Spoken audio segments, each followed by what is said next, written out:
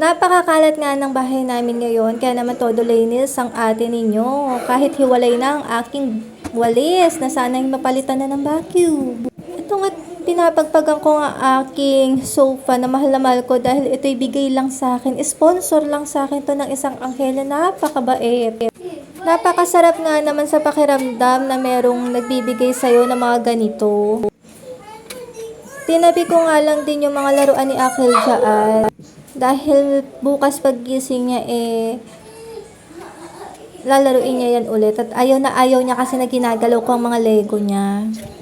Gusto ko kasi paggising namin sa umaga malinis na ang aming bahay. Yung tipong pag pumuwesto na dyan yung anak ko para maglaro ay malinis na at wala nang alikabok.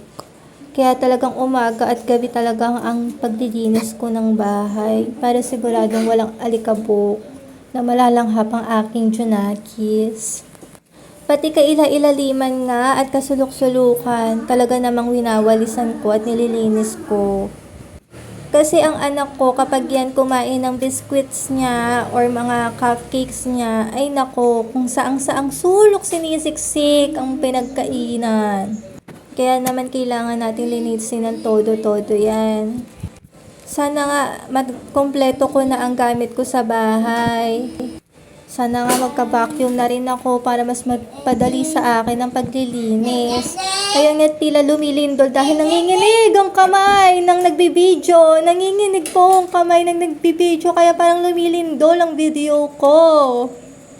Kanina pa nga ako nagwawalas, naglilinis yan ay nakataas pala yung damit ko sa likod. Hindi man lang sinabi sa akin. Ayan, for the walis nga tayo sa ating kalasulok-sulukan. Ang ganda talaga ng sopa ko. Mahal na mahal ko tong sopa na to kasi bigay lang sa akin to. Ang sarap sa pakiramdam na may mga taong nagbibigay sa'yo ng mga ganito, no? Papalitan ko na nga rin yung aking kortina. Gagawin kong Korean blinds yung kortina namin dyan. Masarap talaga sa pakiramdam na umaga, pagising mo, malinis na yung bahay mo. Kaya naman todo linis talaga ako kahit gabi na.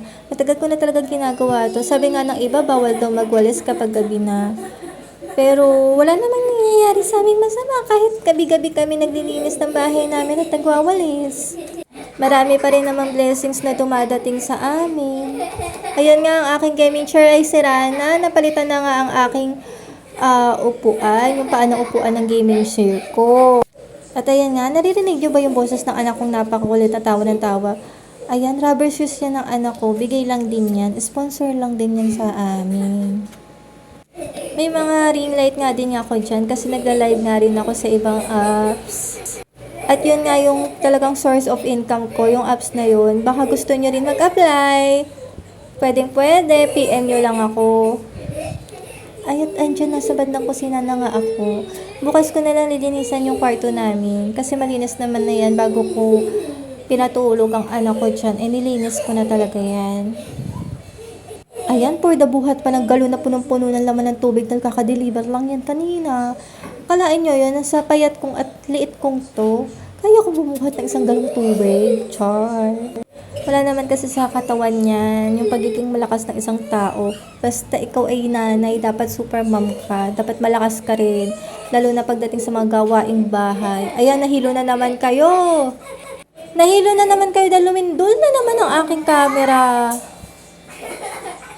Yung tabla nga pala na yan, ay ginagamit namin kapag ipinapark namin yung motor namin dito sa may terrace namin. Diba, hiwalay na talaga yung aking walis. Naghahanap na siya ng kapalit. Ayan po, dahilo kayo, no? Bukas ko na nga lang nilinisin ang tapat ng aming bahay. Siyempre, kailangan pati labas ng bahay malinis. Pagkatapos nga ko nga magwalis dyan, magmamap naman ako. Ang lamig nga dito sa labas ng bahay namin. Pag ganitong gabi na. Ito namang anak ko tawa ng tawa. May kalaro atang multo. So, ayan, for the map na nga ako. Para siguradong malinis ang tiles. Nilaban ko nga muna yung basahan ng map na yan.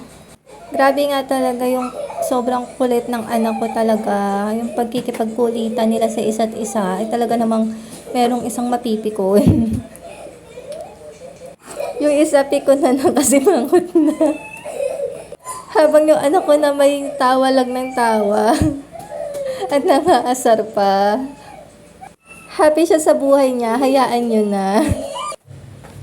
Baka gusto niya rin kumita monthly ng extra income. Meron po akong alam na apps na pwede kayong mag-live stream at talaga namang sasahod kayo buwan-buwan. Basta masipag kayong mag-live araw-araw. Siyempre, hindi lang basta live yung gagawin ninyo. Dapat, may content din kayo kahit paano, may entertain nyo yung mga viewers ninyo, may effort din kayo sa pagla-live na ginagawa nyo, hindi basta lang nakatutok lang yung camera sa pagmumukha nyo. Sino nga namang matutuwa na mag-stay sa live ninyo kung ganun lang yung live na gagawin ninyo, na nakatutok lang yung camera ninyo sa mukha ninyo, tas wala naman kayong ginagawa. Siyempre, kailangan may entertain nyo rin yung viewers ninyo. Like na lang ng mga nagla-live dito sa TikTok. 'Di ba? Todo effort sila sa pagla-live, may kumakanta, may sumasayaw, at kung ano-ano pa ang ginagawa. Doon sa apps ko, may sarili akong agency doon, at ganun din naman ang gagawin nyo, magko-content lang din naman kayo. Basta maging masipag lang kayo palagi sa pagla-live. Kikita talaga kayo dito sa app ko at sa agency ko. So, apply na sa agency ko, PM nyo ako. So, ayan, tapos na ako maglinis. O, diba, ang ganda ng bahay kapag malinis. Ang sarap na namang matulog. May gigising na namang masaya kinabukasan. Bye!